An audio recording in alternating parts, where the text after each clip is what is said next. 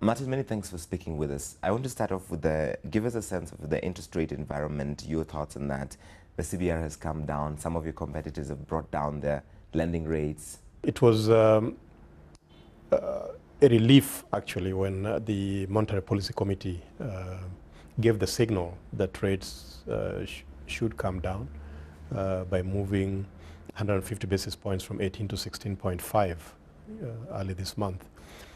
And as you say, banks have responded.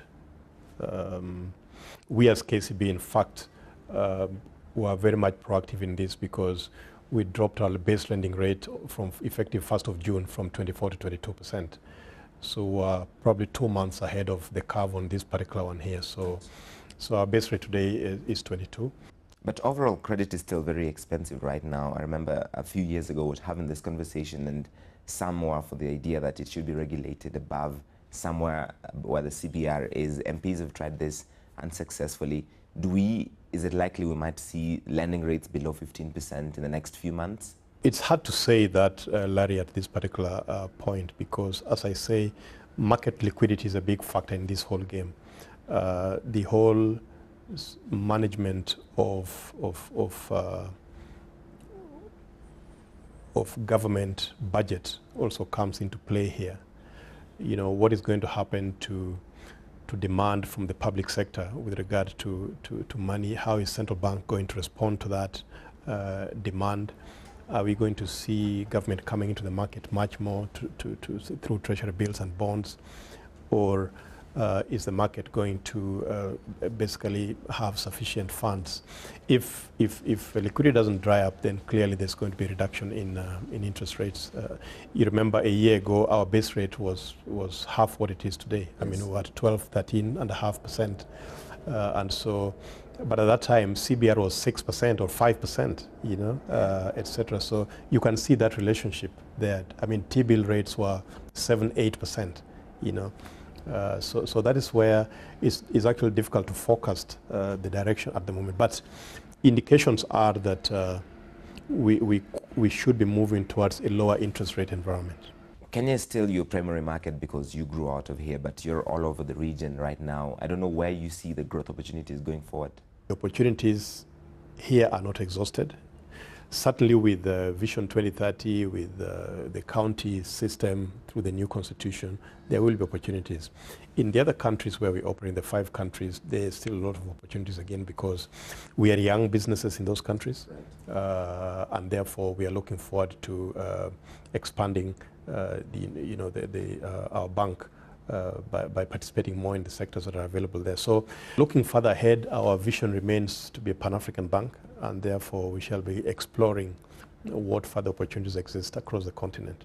Let's move on to something interesting which have gotten involved in the last few weeks. Kenya House, the Olympics begins later this month, and you're one of the main supporters of this Kenya House project by Brand Kenya. Why are you involved in something like this? We're involved in the Kenya House and the whole Olympics thing for 2 reasons, basically. One is that as a big player in the East African region, KCB, because as you know, we now have businesses in all the 5 countries in East Africa plus South Sudan. One of our key roles is to sort of facilitate economic development by attracting investment into this region.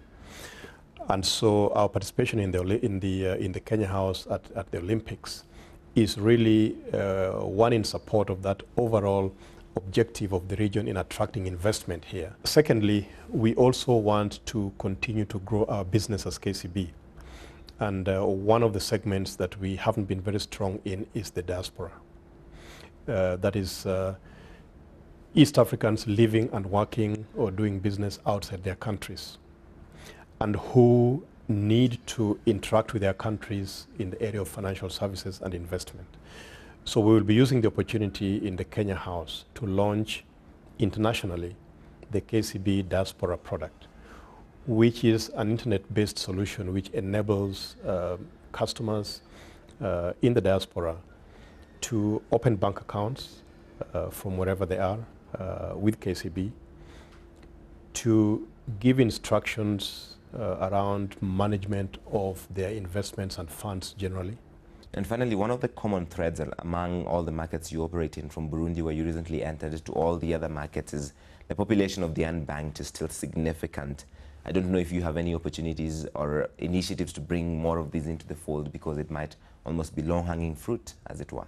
KCB is a universal bank in the sense that we've got a very wide range of products and services.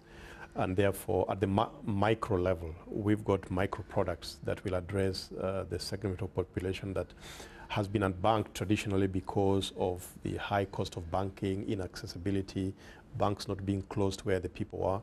So a combination of the micro products, the agent banking arrangement that we now have, in Kenya, we have just over 3,000 agents, which will be doubling by the end of this year. We have actually introduced the agent model in Rwanda as well, and we are sort of expanding this range. So this is going to help us reach that segment of the population or of the market. Mobile banking and the ability now of Mobi, the KCB Mobi, to make people interact with the bank backwards and forwards is also one way of reaching that population, and we will continue to look for other appropriate channels